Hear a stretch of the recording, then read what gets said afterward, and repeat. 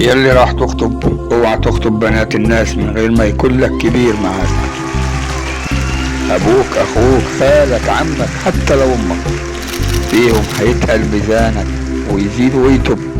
والدهب غالي، والدهب غالي رغم ان النحاس جواه. نسيت اقول لك قبل ما تاخد القرار وتقول لاهلك وتعزم ناسك، خطوة لازم تحدد بيها اساسك. اوعى تعجبك وتشوفها بقلبك وتقول لي اني سألت عليها.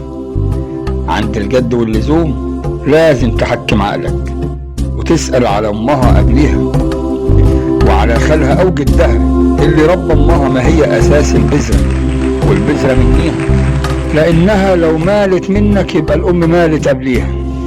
اقول لك اوعى تنظر لشكلها الجميل وتمله، وخد الأصيلة اللي تمشي معاك في الطريق ما تمله.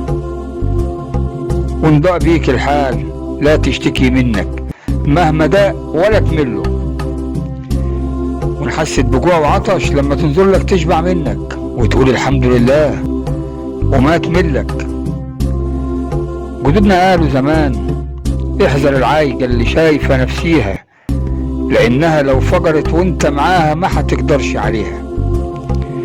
وتربي في الحشا غريب عنك لا ليك فيه ولا ليك فيها. خلاصة الكلام ومليحه ان لو لولدك خال زين يتباهى بيه وسط الناس يبقى مليحه، والحياة داين تدان. نقي منها النسب الصالح واترك النسب الفسدان.